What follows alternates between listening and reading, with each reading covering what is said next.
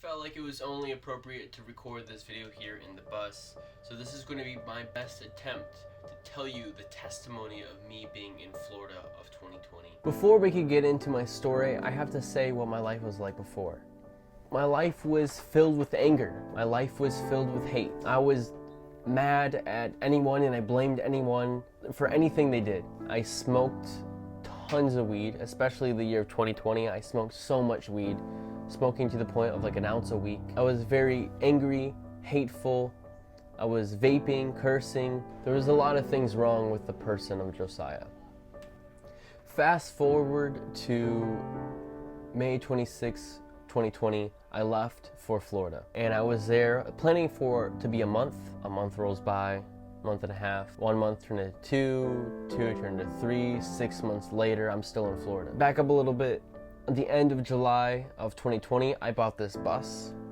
We bought this bus to strip it and completely stripped it out, thinking to do van life. Lack of funds, time, energy, and just complete laziness, we didn't move forward. August of 2020, me and my friend John drove my truck up back to Minnesota, so I didn't have 2 vehicles in one state that I didn't live in. The week of September 6th, I received $1,700 from unemployment. Completely random. Was like, why am I getting this much money? I'm like, cool, this is an opportunity for me to get enough money to go back home. I was talking to the homeowners of the people that I was staying with, and they were like, oh, maybe that's God saying you could stay here for another 6 months. I'm thinking that now this is a real opportunity from God because I was about to leave the following week. That was on September 11th. September 13th, I'm watching a sermon from my local church here in Minnesota. My buddy pulls up to go get coffee. I hop in his car and we're watching Sean Foyt tell testimonies and stories of him going across the country, performing worship events, seeing people get saved, set free, healed, delivered, having Antifa attack him, being completely protected and provided for. We're watching this and I'm completely awestruck, thinking, this is what I was born for. I had these 2 thoughts. This is what I was born for, and I wasted the last 2 years of my life. I look over at my buddy and I said, we need to go to these worship events. Tampa the 18th, Orlando the 19th, and West Palm the 20th. A few minutes later, I find myself sitting in the bus to process, and all of a sudden I start weeping. I say, God, whatever you're doing, I say yes.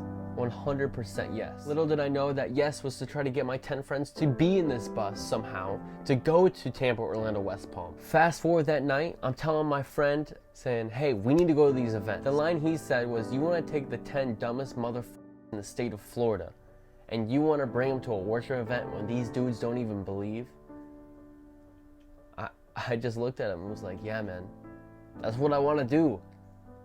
I was like, bro, I need a process. I want to go smoke a joint. Come with me. We talk. I hit up my friend. We get on the phone. He says his line. I say mine. I'm in the middle of smoking a joint. My buddy leaves. I'm on the phone. I start crying. I said, bro, I don't know what this is. I don't know what's going on. This wasn't me yesterday. I don't know what's happening. Please, you have to come. You have to make time. I'll do anything I can to try to get you here. He's like, I'll think about it. I was like, please pray about it. After he gets off the phone, all of a sudden, that high, halfway through a joint, I completely sobered up. I'm taken back in my seat a little bit. What's going on? I'm kind of freaked out. Never had this happen before. I said, God, what are you doing? What are you doing? This was not me yesterday. I was being very real. God, what's going on? He said, I want your life. I said, if you want my life, you have to get these 10 friends on this bus to go to Tampa, Orlando, West Palm. I said, you get my 10 friends on this bus, I'll 100% get my life to you. I got 7 of the 10 friends to come with me. In that moment, I realized what it would look like to have true dependency on God. I understood He provided for all the finances. I understood that I needed to get 3 rows of couches to be able to support enough people to go to Tampa, Orlando, West Palm. People didn't feel safe with the seating situation, so I got 4-inch L-shaped brackets and I bolted them down to all the corners of the couches. I got ratchet straps on the beams to be able to strap people in. I got a cargo net overhead to be able to support all the bags.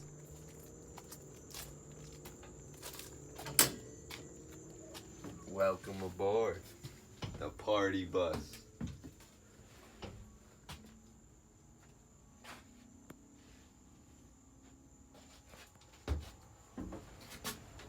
Get out. Tampa. We got it braced down, bolted down. We have a net hanging for all the bags. Why you lying after shit? Have 3 rows of couches bolted down, skateboards all over the bags. Shut this real quick. We are all good to go. She's warming up. Tampa, Sean Foyt, Revival Bus, here we come. I had enough money to pay for gas, all the snacks, food, hotels, everything was covered. And not to say that I covered everything out of my own pocket. I didn't have that money and wouldn't have been able to do it a week ago. We went to Tampa, it was amazing. Orlando, it was rainy, poury, it was crazy. Hundreds of people. I got rebaptized on September 19th on Rosh Hashanah, Jewish New Year. That night we go to Mike's place to rest. The next day we go to West Palm. I realized that I needed to go back home to Minnesota. I kind of tell my friends and they're like, you'll never leave us. You're part of the boys. You're part of the boys. You'll never leave us. It was all joke and love, but it felt kind of weird. It didn't feel like comforting. I save up money. I prepare the bus. I get ready for the adventure. On October 20th, I left from South Florida, stop in Tampa, drive up, stop in South Carolina, and I'm in Tennessee for a few days. I'm about to say bye to one of my friends. I go get coffee and come back. And on the way back, I see a hitchhiker. I say, God, I'll pick him up if he's still there when I come back. I came back around after saying bye and getting gas. He was still there. I opened the bus door and I was like, hey man, where you going? He goes, anywhere, where are you going? I said, I'm going to Washington, D.C. for a worship event with 40,000 people. You want to come? He hopped in. I was like, what's your story? He goes, well, my dad's a Satanist, my mom's a paganist, and my uncle's an alcoholic abuser. I left a month and a half ago to go find myself. A few minutes later, of course, I picked up another hitchhiker, but he didn't stay long. Me and Drake went all the way up to DC, and we were there for 2 days. While being in DC, he actually had his own encounter by himself in the bus while I was at the worship event and realized he needed to go back home to North Carolina. I drive him to North Carolina and I was able to pray and minister with him. After dropping him off, I'm driving by myself. I spark up a joint. I was like, yo, Joe Rogan, Kanye West podcast. I put that on my earphones. I'm toking up again, listening to the podcast. I got 12 other joints in my bag for the journey up. And as I'm driving, I feel like God says to me, talk to me. So I take out my headphones. I put up the joint. I said, what's up? He was like, tell me your summer. I go over the summer at that point out loud and I tell him the entire thing, that my entire testimony until this point. At that moment, I pick up the joint and go, oh, this hinders the testimony.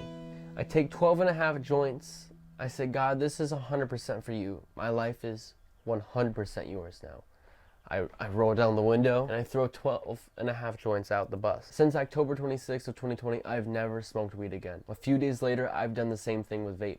Since October 2020, I have not vaped or smoked since. When I got back home to Minnesota, my life was forever changed. I started building a relationship with my sisters. I was having forgiveness for my parents. I was reading and praying every day. My life will forever be changed. To encounter the love of God is really a feeling undescribable. It's so hard to put into words, but my best definition of the love of God is a feeling that makes you have purpose. It gives you direction. It gives you life. It makes every cell, every molecule in your body want to live again. Feeling that touch on September 13th, that literally sobering touch, crying, snot bubbles, smoking in the middle of a joint, to the moment when I get out of the bus, I'm completely high again. It's very strange. Makes you question everything. I completely understood. I completely know what I'm born for. Now, the specifics of that is unclear, and I'm figuring that out every day. But I know my purpose is to worship God. My purpose is to be a creative in some sort of way.